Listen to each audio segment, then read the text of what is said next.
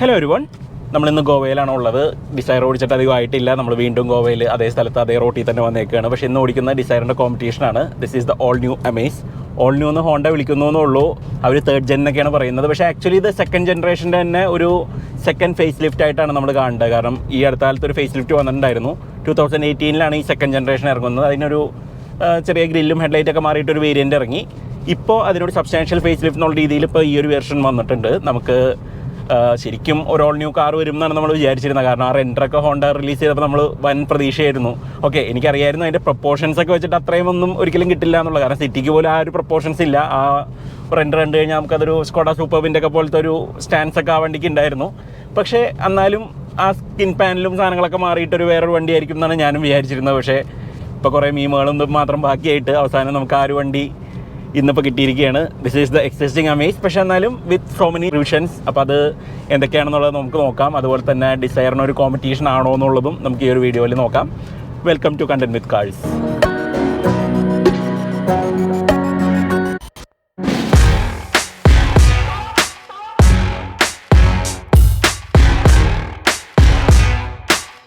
അപ്പോൾ നമ്മൾ പറഞ്ഞ പോലെ സ്റ്റൈലിങ്ങിൽ കുറേയധികം വ്യത്യാസങ്ങളുണ്ട്. ഫ്രണ്ട് എൻഡ് കുറച്ചും കൂടി ഒരു എലിവേറ്റിനെ റിമൈൻഡ് ചെയ്യുന്ന പോലത്തെ ഒരു സ്റ്റൈലിംഗ് ആണ്. ഫ്രണ്ടിൽ വലിയൊരു ഗ്രില്ല് വന്നിട്ടുണ്ട്. അതിൻ്റെ മുകളിലൊരു ഫുൾ ലെങ്ത്തിലുള്ളൊരു ക്രോം സ്ട്രിപ്പ് മുകളിൽ കൂടെ പോയിട്ടുണ്ട് ബോണറ്റിൻ്റെ ലീഡിങ് എഡ്ജിൽ. പഴയ ഒരു ഹോണ്ടയുടെ ഒരു സ്റ്റൈലിംഗ് ഉണ്ടായിരുന്നു. വലിയൊരു ക്രോമിൻ്റെ ഒരു ബാറ് വെച്ചിരുന്ന പോലത്തെ. അത് അന്നത്തെ ആ സമയത്ത് ആ ഒരു സിവിക്കിൻ്റെയും കുറേ വണ്ടികൾക്കൊക്കെ ഉണ്ടായിരുന്ന ഒരു സ്റ്റൈലിംഗ് ആയിരുന്നു അന്നത്തെ അമേസിന് ഉണ്ടായിരുന്നത്.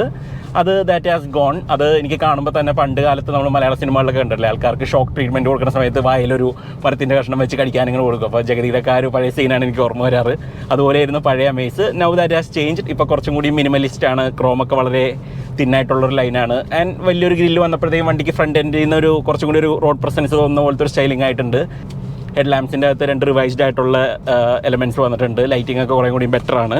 സൈഡിലേക്ക് വന്നു കഴിഞ്ഞാൽ നമുക്ക് സിറ്റി ആയിട്ട് ഇൻസ്പയർഡ് ആയിട്ടുള്ള പോലത്തെ ഒരു അലോയ് വീലിൻ്റെ ഡിസൈൻ കാണാൻ പറ്റും. 15 ഇഞ്ചാണ്. പോളിഷ് ഫേസ് ഉള്ള പോലത്തെ ഒരു അലോയാണ് ഈ ഒരു വണ്ടിക്ക് ടോപ്പ് സ്പെക്ക് ZX വരുന്നത്. ലോവർ ട്രിംസിന് അതിൻ്റെ സിൽവർ കളറിലുള്ള അലോയ് ഉണ്ട്. 15 ഇഞ്ച് തന്നെയാണ്. അതിൻ്റെ താഴെ വീൽ ക്യാപ്സ് ഉണ്ട് ബേസ് വേരിയൻറ്റിന്. ഈ ഒരു വേർഷനിൽ നമുക്ക് സൈഡിൽ വേറെ കാര്യമായിട്ടുള്ള ഡിസൈൻസ് ഒന്നുമില്ല. നമ്മൾ കണ്ടിട്ടുണ്ട് ഈ ഒരു വണ്ടിയുടെ പ്രൊപ്പോർഷൻസ് ഒക്കെ കുറച്ചും കൂടി ഒരു ഫസ്റ്റ് അമേസ് ശരിക്കും ഒരു ബ്രിയോക്ക് ബൂട്ട് വെച്ച് കൊടുത്തതായിരുന്നെങ്കിൽ സെക്കൻഡ് ജനറേഷൻ ആയപ്പോഴത്തേക്ക് അവർ കുറച്ചും കൂടിയും പ്രൊപ്പോർഷനേറ്റ് ആക്കി ബൂട്ട് വളരെ ഒരു ഫാസ്റ്റ് ബാക്ക് പോലത്തെ ഒരു സ്റ്റൈലിങ്ങിലേക്ക് പോയി. ബോണറ്റ് കുറേ കൂടിയും ലെങ്ത് ഉള്ള പോലത്തെ ഒരു ഡിസൈനിലേക്ക് പോയിട്ടുണ്ടായിരുന്നു. ഇത് നിങ്ങൾ എത്ര പേര് ശ്രദ്ധിച്ചു എന്നറിയില്ല. ഹോണ്ട എടുത്ത് പറയാത്തതുകൊണ്ട് മിക്ക റിവ്യൂസ് അറിഞ്ഞിട്ടുണ്ടാവില്ല. But every panel is practically brand new. ഡോറുകൾ ശ്രദ്ധിച്ചാൽ ഹാൻഡിൽസ് വരുന്ന ഭാഗത്തും താഴെ റണ്ണിംഗ് ബോർഡിൻ്റെ അടുത്തും സ്റ്റാമ്പിങ്ങിൽ വരുത്തിയിരിക്കുന്ന വ്യത്യാസം കാണാം.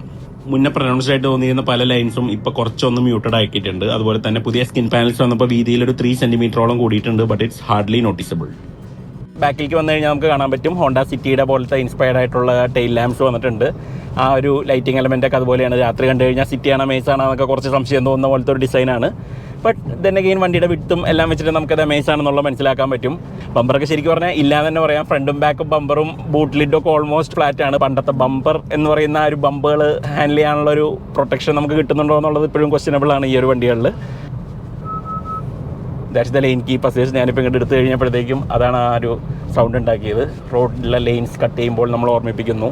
അപ്പോൾ കുറേ സേഫ്റ്റി ഫീച്ചേഴ്സ് വന്നിട്ടുണ്ട്. ഇപ്പോൾ ഇതിൽ ADAS ഒക്കെ ഉണ്ട്. അപ്പോൾ അതുകൊണ്ട് നമ്മൾ ഡിസൈറായിട്ട് കമ്പയർ ചെയ്യുമ്പോൾ ഡിസൈറിൽ നമുക്ക് സൺറൂഫ് കിട്ടുന്നുണ്ട്. ഇതിന് സൺറൂഫ് ഇല്ല. സൺറൂഫാണോ ADAS ആണോ ഇമ്പോർട്ടൻറ്റ്, നിനക്ക് ഇതിൻ്റെ സേഫ്റ്റി ആണോ എന്നുള്ള പോലത്തെ ഒരു വളരെ ഇമ്പോർട്ടൻ്റ് ആയിട്ടുള്ളൊരു ക്വസ്റ്റ്യൻ ഹോണ്ട നമ്മളോട് ചോദിക്കുന്നുണ്ട്. പലരും ടഫാണ് ആൻസർ ചെയ്യാനായിട്ട്. ബട്ട് ദെൻ അഗെയിൻ ഡിസൈറിന് 5 സ്റ്റാർ സേഫ്റ്റി എങ്ങനെ കിട്ടിയതാണെന്ന് നമുക്കറിയില്ല. പക്ഷേ എന്നാലും കിട്ടിയിട്ടുണ്ട്. അപ്പോൾ ഹോണ്ട പറയുന്നത് വണ്ടി ഇടിച്ചിട്ട് 5 സ്റ്റാർ സേഫ്റ്റിയേക്കാൾ നമുക്ക് ഇമ്പോർട്ടൻറ്റ് വണ്ടി ഇടിക്കാണ്ട് നോക്കുന്നതാണ്. So we have given ADAS. ഇന്ത്യയിലെ ഏറ്റവും ചീപ്പസ്റ്റ് ADAS എക്യുപ്ഡ് കാറാണ് ഹോണ്ട ഉണ്ടാക്കിയേക്കുന്നത്. ഹോണ്ടയുടെ ടിപ്പിക്കൽ സിസ്റ്റം നമ്മൾ ആ ഹോണ്ട സെൻസിങ് എന്ന് പറയുന്നത് ക്യാമറ ബേസ്ഡ് ആയിട്ടുള്ള സിസ്റ്റമാണ്. റഡാറും കാര്യങ്ങളൊന്നും യൂസ് ചെയ്യുന്നില്ല. ബട്ട് റിലേറ്റീവ്ലി എഫിഷ്യൻ്റ് ആണ്. ഇപ്പോൾ ഈ റോഡുകളിൽ ചെറിയ മാർക്കിംഗ് ഉള്ളടത്തൊക്കെ അത്യാവശ്യം നല്ല രീതിയിൽ വർക്ക് ചെയ്യുന്നുണ്ട്. എന്നാൽ ലൈനിൻ്റെ കറക്റ്റ് സെൻറ്ററിലൊക്കെ പിടിക്കുന്നുണ്ട്. അതുപോലെ 3-4 സിറ്റുവേഷനിലൊക്കെ നേരത്തെ ഓട്ടോ എമർജൻസി ബ്രേക്കിംഗ് ഒക്കെ കറക്റ്റായിട്ട് വർക്ക് ചെയ്യുന്നുണ്ടായിരുന്നു. അപ്പോൾ ആ ഫീച്ചേഴ്സ് എല്ലാം വന്നപ്പോൾ you needed a different steering wheel. അതുകൊണ്ട് നമുക്ക് സിറ്റിയിൽ കിട്ടുന്ന ആ സെയിം സ്റ്റിയറിംഗ് വീലാണ് നമുക്ക് ഇവിടെ കിട്ടിയേക്കുന്നത്.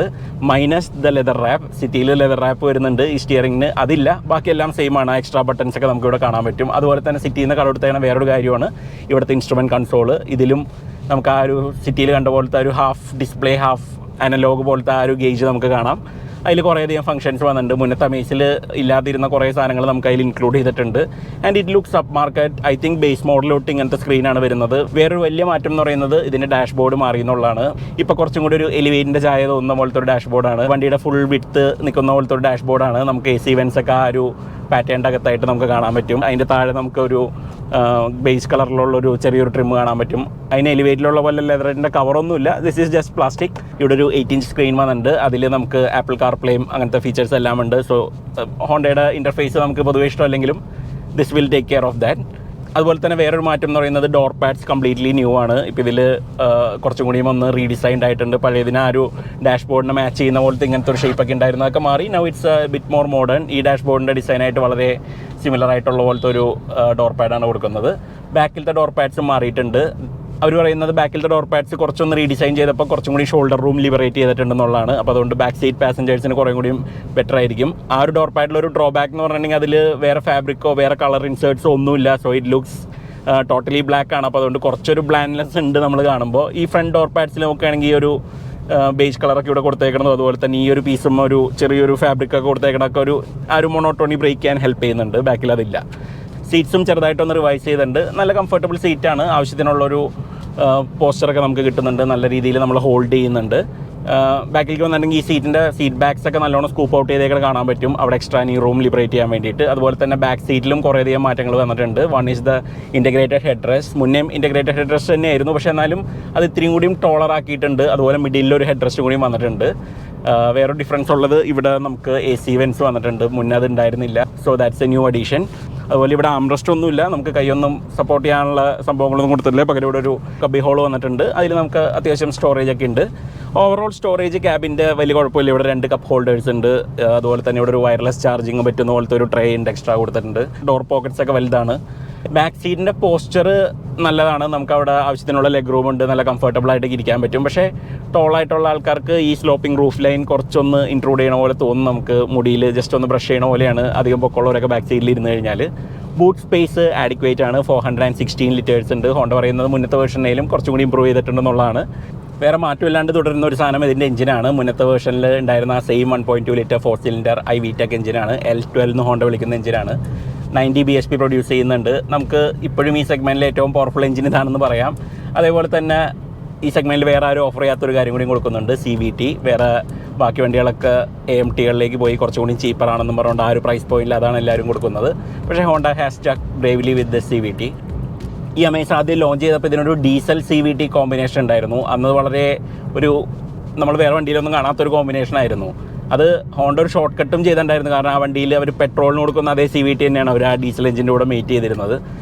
അപ്പോൾ അത് കുഴപ്പങ്ങളൊന്നും ഇല്ലാണ്ട് വർക്ക് ചെയ്യാൻ വേണ്ടിയിട്ട് അവർ അന്ന് പവർ കട്ട് ചെയ്തിട്ടുണ്ടായിരുന്നു. 100 bhp ഉണ്ടായിരുന്നത് 80 bhp ആക്കി കുറച്ചു. അതുപോലെ തന്നെ 40 Nm ടോർക്കും കുറച്ചിട്ടുണ്ടായിരുന്നു. പക്ഷേ പിന്നീട് ആ ഒരു കോമ്പിനേഷൻ അവർ ഡ്രോപ്പ് ചെയ്തു. Now you have only this engine and this gearbox. CVTക്ക് നമുക്ക് പാഡൽ ഷിഫ്റ്റേഴ്സ് ഒക്കെ കിട്ടുന്നുണ്ട്. സ്റ്റിയറിൻ്റെ ബാക്കിൽ ഒരു S മോഡും ഉണ്ട്. നമുക്ക് വേണമെങ്കിൽ കുറച്ചും കൂടിയും സ്പോർട്ടി രീതിയിൽ ഓടിക്കണം എന്നുണ്ടെങ്കിൽ. പക്ഷേ കുറച്ചൊരു അണ്ടർവെൽമിങ് കോമ്പിനേഷനാണ്. ഇപ്പോൾ നമ്മൾ ഫ്ലാറ്റ് ഔട്ടൊക്കെ കാല് കൊടുത്തു കഴിഞ്ഞാൽ നമുക്ക് ഈ ഗിയർ ബോക്സിൻ്റെ ആ ഒരു കുറച്ച് നേരം എടുക്കും അതൊന്ന് റെസ്പോണ്ട് ചെയ്യാൻ. ആൻഡ് പിന്നെ എഞ്ചിന് വലിയ ഗട്ട്സി ആയിട്ടുള്ളൊരു ഫീലിംഗ് ഒന്നുമില്ല. അതിന് ടേക്സ് ഇറ്റ്സ് ഓൺ ടൈം. അതൊരു ആക്സിലേറ്റ് ചെയ്ത് മുന്നോട്ട് പോകണമെങ്കിൽ കുറച്ചധികം സമയം എടുക്കുന്നുണ്ട്. ഇപ്പോൾ ഇത്രയും ആക്സിലേറ്റ് ചെയ്തിട്ടും വി ആർ ഓൺലി അറ്റ് 80. ഇത്രയും കാലം കഴിഞ്ഞിട്ട് ആ എഞ്ചിൻ്റെ ആ ഒരു ക്യാരക്ടർ നമുക്ക് അത്രയ്ക്ക് അങ്ങോട്ട് രസമായിട്ട് തോന്നില്ല. കാരണം പവറൊക്കെ ഉണ്ട്, പക്ഷേ അത് വളരെ പീക്കിയാണ്. ഇത് സിറ്റിയിൽ ഓടിക്കുന്ന സമയത്ത് നമുക്ക് വലിയ കുഴപ്പമില്ല. എഞ്ചിന് ആവശ്യത്തിനുള്ളൊരു ട്രാക്റ്റബിലിറ്റി ഒക്കെ ഉണ്ട്. പക്ഷേ എന്നാലും വല്ല ക്വിക്ക് ഓവർടേക്സ് ഒക്കെ ഹൈവേയിൽ വേണ്ട സമയത്തൊക്കെ നമുക്കൊരു എഞ്ചിൻ്റെ ഒരു ലാക്ക് ഓഫ് ഗ്രണ്ട് നമുക്ക് ഫീൽ ചെയ്യും. നല്ലോണം റിവ് ചെയ്ത് കഴിഞ്ഞാൽ ആ ടോപ്പ് എൻഡ് ഉള്ളതുകൊണ്ട് വലിയ പ്രശ്നമില്ല. പക്ഷേ നമുക്ക് ഈ ഒരു CVTയുടെ ആ ഒരു നോയ്സി നേച്ചർ കാരണം നമുക്ക് അങ്ങനെ ഓടിക്കാൻ പലപ്പോഴും തോന്നില്ല. ഇതിൻ്റെ ഒരു അഡ്വാൻറ്റേജ് എന്ന് പറയുന്നത് നമ്മൾ ക്രൂസ് ചെയ്യുന്ന സമയത്താണ്. നമ്മളൊരു 100ൻ്റെ അടുത്തൊക്കെ പോകുമ്പോഴും ഏകദേശം ഒരു 1500 അടുത്ത് RPM എഞ്ചിൻ കീപ്പ് ചെയ്യുന്നുള്ളൂ. So that way your fuel efficiency is good on the highway. നമ്മളിപ്പോൾ ഇങ്ങനെ ഓടിക്കുന്ന സമയത്ത് ഒരു 18 കിലോമീറ്റേഴ്സോളമായി 22ൻ്റെ അടുത്ത് നമുക്ക് ഫ്യൂൽ എഫിഷ്യൻസി ഇതിൽ MIDയിൽ കാണിക്കുന്നുണ്ട്. റിയൽ വേൾഡിൽ അത്രയ്ക്കൊന്നും പ്രതീക്ഷിക്കാൻ പറ്റില്ല. കാരണം നമ്മൾ ടൗണിലൊക്കെ ഓടിക്കുന്ന സമയത്ത് you have to work this engine hard. അപ്പോൾ അതുകൊണ്ട് അന്നേരം ഫ്യൂൽ എഫിഷ്യൻസി താഴെ പോകും. വേറെ ഇതിൻ്റെ ഹൈവേ മാനേഴ്സൊക്കെ വളരെ നല്ലതാണ്. നമുക്കിപ്പോൾ ഹൈവേയിലൊക്കെ അത്യാവശ്യം ഹൈ സ്പീഡിലൊക്കെ നല്ല സ്ട്രെയിറ്റ് ലൈൻ സ്റ്റെബിലിറ്റി ഒക്കെ ഉണ്ട്. സ്റ്റിയറിംഗ് ഫീലൊക്കെ വളരെ നല്ലതാണ്. നമ്മൾ കോർണർ ചെയ്യുന്ന സമയത്തൊക്കെ it gives U enough confidence. അതുപോലെ തന്നെ റൈഡ് ക്വാളിറ്റിയും വളരെ നല്ലതാണ്. It's A good blend. നമുക്ക് നല്ല ബമ്പ് അബ്സോർപ്ഷനൊക്കെ ഉണ്ട്. ചെറിയൊരു ഫേംനെസ് നമുക്ക് തോന്നും. ഒരു ഷാർപ്പ് എഡ്ജ് നമുക്ക് ചില ഭാഗങ്ങളിലൊക്കെ നമുക്ക് തോന്നും. പക്ഷേ ഓവറോൾ ഇറ്റ്സ് വെരി പ്ലയൻറ്റ്, വളരെ കംഫർട്ടബിൾ ആയിട്ടൊക്കെ നമുക്ക് ഓടിച്ചിറക്കാവുന്ന ഒരു വണ്ടിയാണ്. Even the brakes are good, അത്യാവശ്യം സ്ട്രോങ് ആണ്. നമ്മൾ ഒരുവിധം ഫാസ്റ്റായിട്ടൊക്കെ നേരത്തെ ഓടിച്ച പല സ്ഥലങ്ങളിലൊക്കെ it gives you good confidence. ഈ ഗ്രേഡിയൻസിലൊക്കെ എഞ്ചിൻ നമുക്ക് കുറച്ച് സ്ട്രഗിൾ ചെയ്യാനായിട്ട് നമുക്ക് കേൾക്കാൻ പറ്റും. അതുപോലെ തന്നെ RPM കയറിയിട്ട് പതുക്കെ സ്പീഡ് ക്യാച്ചപ്പ് ചെയ്യുള്ളൂ എന്നുള്ളൊരു ചെറിയൊരു പ്രോബ്ലം കൂടി ഉണ്ട്. ഫാസ്റ്റായിട്ട് ഓടിക്കുന്ന സമയത്ത് നമുക്കതൊരു ബുദ്ധിമുട്ടാണ്. വേറെ മാനുവലാണെങ്കിൽ കുറേ കൂടി എൻജോയബിൾ ആണ്. ഞാൻ നേരത്തെ മാനുവൽ ഓടിച്ചിട്ടുണ്ടായിരുന്നു, അപ്പോൾ അത് വെച്ചിട്ട് പറയുകയാണ്.